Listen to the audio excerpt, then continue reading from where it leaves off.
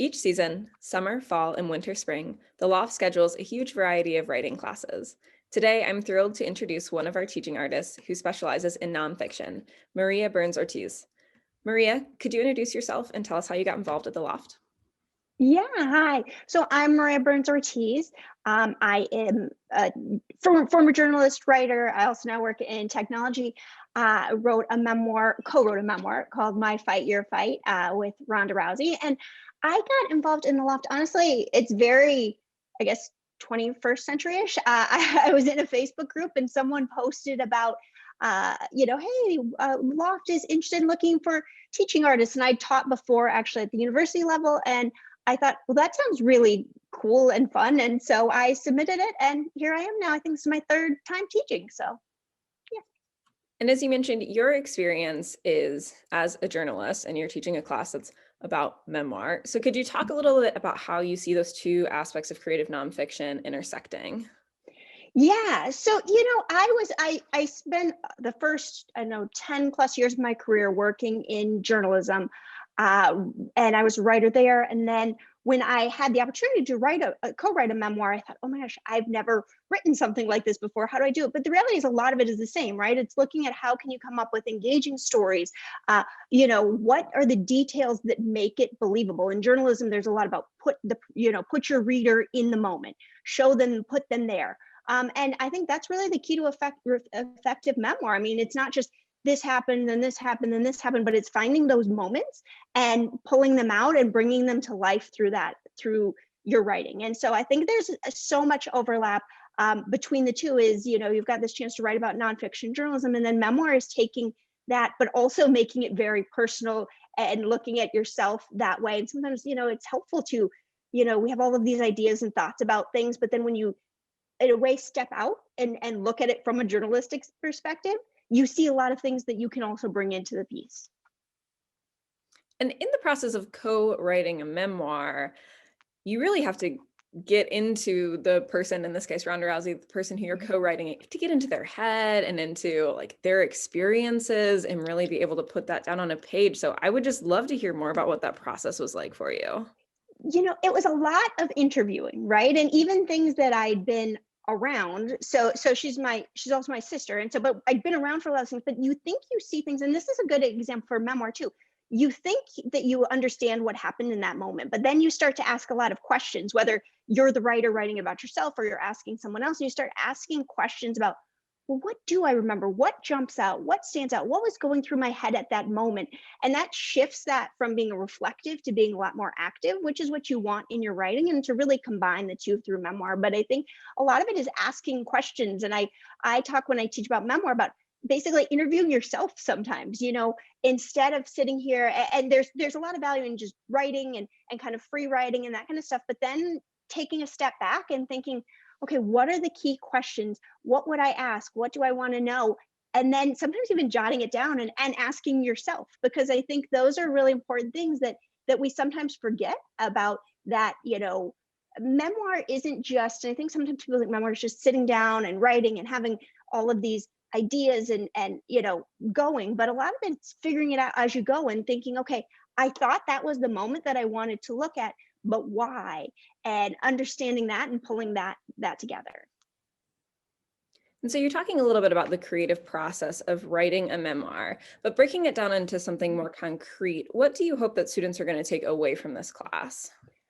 I hope that they come away with, and this is what I always say, like, I hope everyone comes away with one tangible takeaway, right? Or one or two, because I think sometimes people think all of these things are going to happen. And really, when I teach, I hope every class someone walks away with one thing she said or a couple of things she said really will help me down the road. And it's going to be different things for different people, right? Like someone will say, I really loved that exercise where you had us just sit there and look around the room and write down everything we saw and the things that start to come to life. Like you say, first it's a bookshelf. Well, then it's a bookshelf with photos on top, and then it's a bookshelf with photos on top of the photos. You start to get into the detail of that and what moment that was, or the titles, or different things like that, where that some of those exercises, right, to really start to look at things differently than maybe we would.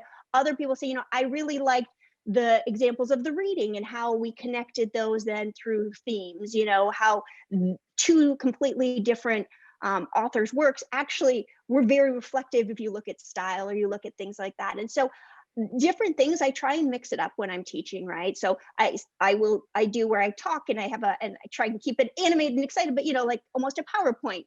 Though I always feel like people say PowerPoint, but here's some very specific things that I hope people learn, and then I try and have it be exercises and free writing and a whole bunch of different things, topics and hey, we're going to do an activity on this and looking at perspective, because people learn through different things. And so being able to pull those things together, I think, is a big part of hopefully what people take away. And like I said, no two people ever have the exact same two takeaways, but I think that's part of, reflective of memoir, right? No two people have the same memoir either.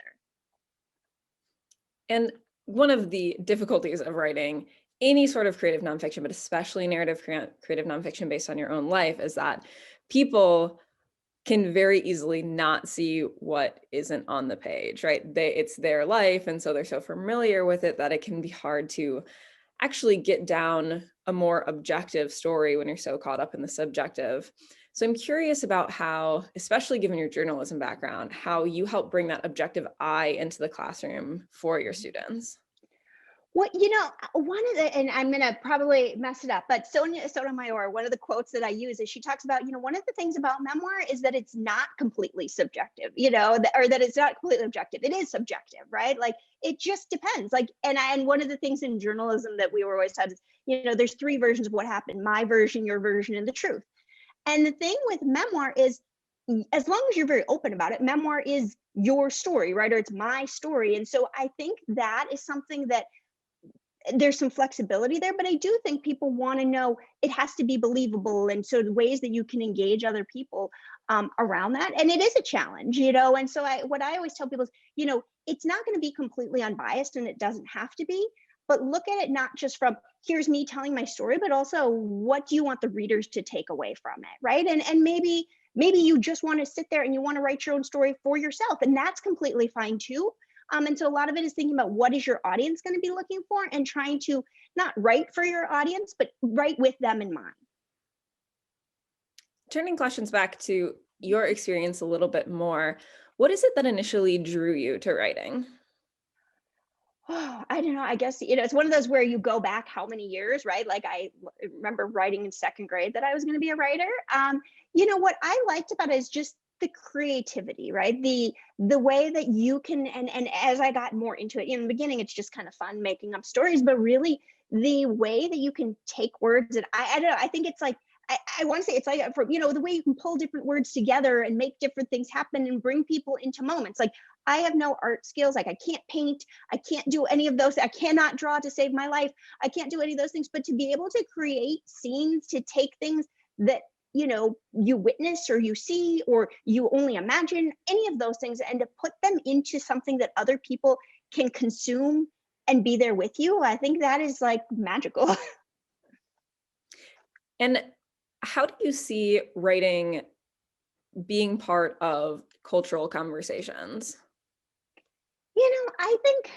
I think writing is an incredibly important part of those things, right? It's a way that we're capturing moments in time. It's a way that we're informed. It's a way that we engage with each other through opinions that we share or do not share, right? It's a way that captures not just, and I photographs, right, capture images, but writing is a way that you can capture thoughts and ideas and what was going on and all of the context. And so I think it's incredibly important. And that's one of the things that I love and think is so beautiful about memoir is, when you look at everything that's going on in the world all the time, right? I mean, not just in this moment, but throughout everyone's lives, right? The ability to be able to take that and save that, right? And then be able to look back on it, or, continuing to revise it or whatever that is, I think is incredibly important. And whether, like I said, I always say, whether it's for this, you're writing it for this huge audience or yourself or your family or whoever it is, I think, writing, I think when you look back at things and, people talk about, old letters or journals or all of these things, right? It's a way that you can preserve what was happening, whether, and how that's, shaped over time. Well, for our final question, I'd like to end on a note a little bit more personal to you outside of your writing. So when you aren't teaching, when you aren't writing, what is it that you really like to do? Oh, well, the last year's been obviously crazy for everyone as far as those things. I have three small children, so that consumes almost all of my other time when I'm not not working or writing. I like to travel. I like to read, and I like to read lots of different things and authors. But yeah, I'm looking forward to getting back to traveling. These days, it's been a lot to be grounded, but I'm ready to go. Yeah, I think that probably resonates with all of us right about now. Exactly. Well, to our viewers, you can find Maria's classes as well as our full winter spring lineup by visiting loft.org/classes. Maria, thank you again so much for being here with us today. Thanks so much.